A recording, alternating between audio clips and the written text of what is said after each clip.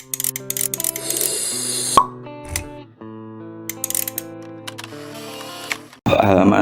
193 wanita ini kalau wingi Bismillahirrahmanirrahim wawaran dan riwayat akan Al-Bara' bin Azib saking sahabat Bara' bin Azib radhiyallahu anin Nabi saking kanjeng Nabi sallallahu alaihi wasallam annahu sak temene kanjeng Nabi iku qala dawuh sapa kanjeng Nabi iza su'ila nalikane den takoni sapa al muslim wong kang Islam fil qabri ing dalem kubure fayashhadu mongko nyekseni sapa muslim alla ilaha yen ta ora ana pangeran kang wajib disembah iku maujud illallahu kejaba Gusti Allah wa anna Muhammadan lan sak temene Gusti Nabi Muhammad iku abduhu kawulane Gusti Allah wa rasuluhu lan rasule utusane Gusti Allah fazalika mongko utawi mengkono syahadat persaksian iku qauluhu dawu iku Allah Ta'ala sesuai kalian dawune Gusti Allah Ta'ala yusabbitu wahul lazina amanu bil qawli sabiti fil hayatid dunya wal akhirah. Niki surat Ibrahim ayat 27 nggih surat Ibrahim ayat 27 diselasaken yusabbitu dan tetepaken sapa Allah Gusti Allah allazina ing wong akeh al amanu kang padha iman sapa allazina bil qawli kelawan ucapan as-sabiti kang tetep fil hayat dunya ing dalam kehidupan dunia wal akhirat lan kehidupan akhirat wa yakunu sabitu lan anapun utawi tetepe keimanan saking Gusti Allah fi salah satu ahwali ing dalam telu pira-pira tingkah iman maring wong kana kang ana sapa wong iku mukminan wong kang iman mukhlisan tur kang ikhlas mutian tur kang taat lillahi maring Gusti Allah Ta'ala ahaduha utawi salah siji salasa fi harimu ayanati ing dalem tingkah ngawasi sapa malakil mauti malaikat pati malaikat maut wasani utawi kaping pindho fi harisu ali ing fi harisu ali mungkar ing dalem tingkae pitakone malaikat mungkar wa nakirin lan malaikat nakir wasalisu lan kaping telu fi harisu alihi ing dalem tingkah pitakone mukmin inda muhasabati nalikane dan hisab amale yaumal kiamati ing dalem dina kiamat. Mungkin ini keuntungan bagi seorang mukmin yang menetapi meyakini niku wau iman kalian Gusti Allah nggih alla ilaha illallah wa anna Muhammadan abduhu wa rasuluh. Siapa yang meyakini kalimat tauhid ini maka Allah akan menetapkan hatinya baik ketika di dunia maupun besok ketika di akhirat. Yang meyakini menetapi meyakini niku mengimani niku tidak harus meyakini dalam hati. Meyakini dalam hati, mengucapkan dalam ucapan, terus melakukannya dalam perbuatan niku kan iman. Siapa yang melakukan seperti niku menjaga keistiqomahan keimanannya sampai ia wafat, maka Allah akan menjaga ketetapan hatinya sampai besok dari dunia sampai besok ketika hari pembalasan. Keuntungan ini ketiga. Keuntungan yang pertama, dia akan memiliki ketetapan iman saat menghadapi malaikat maut. Jadi mboten diparingi kekhawatiran, mboten diparingi ketakutan ketika dia menghadapi malaikat maut. Yang menjaga keimanannya niku mau melakukan perbuatan ibadah jangkep meyakini dengan hati terus mengucapkan dengan perbuatan Maka ketika menghadapi malaikat maut saat sakaratul maut, dia tidak ada rasa khawatir. Kan ayatnya on ini. Ala khaufun walahum yahzanun. Maka ia tidak akan pernah rasa takut sedikit pun. Ala inna awliya Allahi la khaufun alaihim walahum yahzanun. Dan ayat ini dijelaskan innal ladzina qalu rabbunallah tsumastaqamu. Siapa yang mengatakan meyakini bahwa Tuhanku Allah dan mereka menjaga keimanannya, istiqomah menjaga keimanannya sampai ia wafat, maka Allah tahzan, maka tatanazzalu alaihimul malaikatu alla khaufun walahum yahzanun.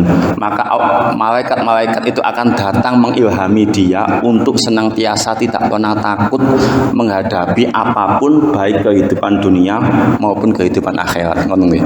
Tiyang sing iman-imanipun kuat niku ngadapi napa mawon nyantai, ngono nggih. Ngadapi masalah dunia mboten tahu khawatir. Napa mawon ngadapi akhirat benjing mboten rasa khawatir. Nggih niku wau pun diilhami malaikat karena keyakinannya tentang Gusti Allah niku tinggi, ngono nggih.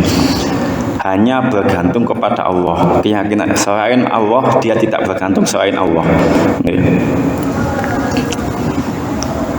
Ngono nggih. Jadi ketika menghadapi sakaratul maut, dia akan dikuatkan hatinya, dikuatkan keimanannya sehingga tidak gentar sedikit pun saat menghadapi malaikat maut, saat menghadapi sakaratul maut. Dan yang kedua, ini mau dia tidak akan gentar menghadapi pertanyaan mungkar dan nakir ketika wafat besok. Ngono nggih.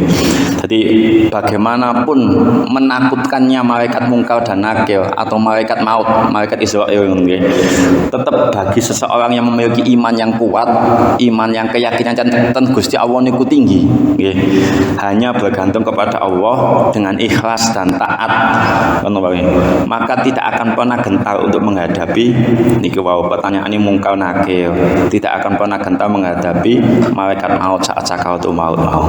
Dan yang ketiga niku wau, ketika dihisab besok di hari pembalasan, hisab amal baik dan buruk, tidak akan pernah takut. Ngono nggih.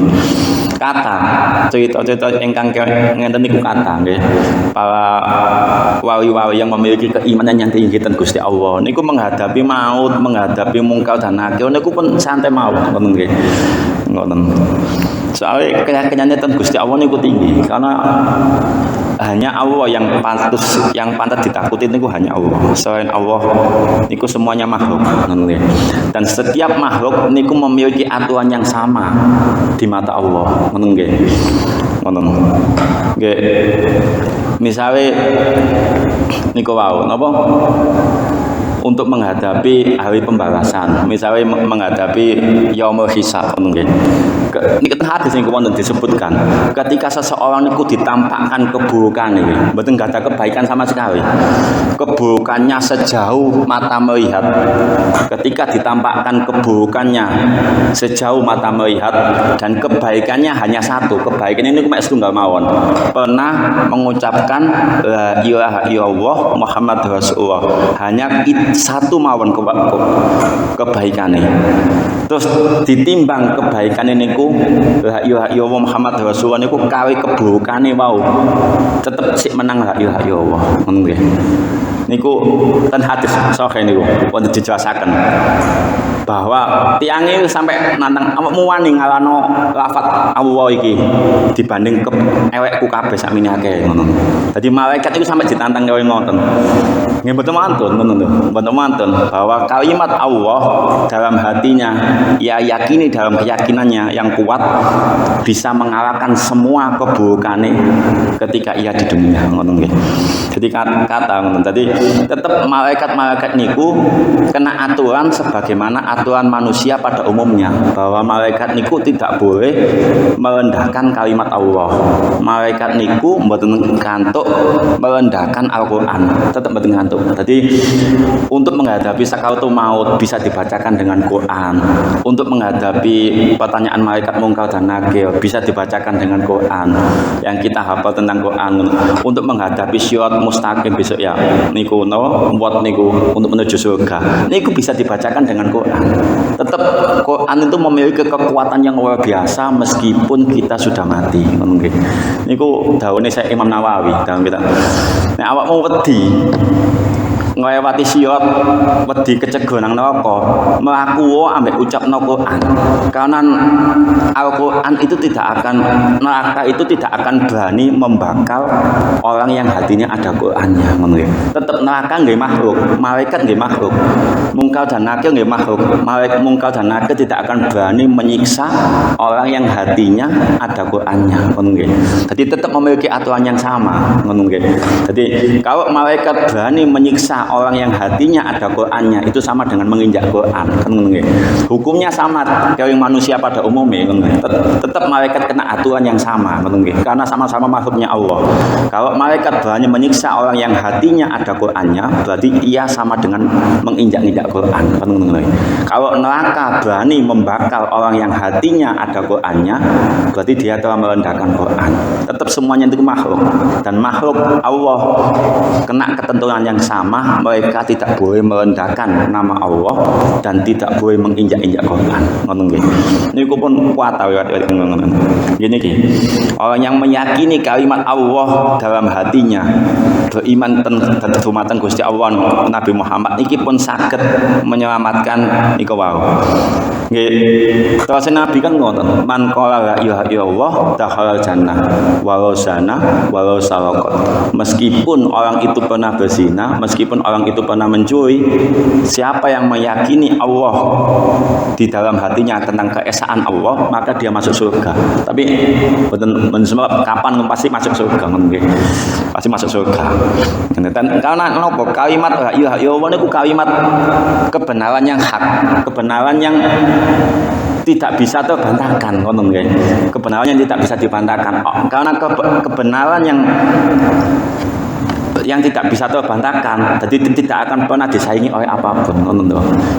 Contohnya kayak niku, misalnya dalam matematika niku kita mengetahui bahwa 1 tambah 1 niku sama dengan 2. Siapapun yang mengatakan pasti akan mengatakan yang sama, tanpa harus diberi hadiah, tanpa harus diancam dengan siksaan, bahwa 1 tambah 1 itu sama dengan 2.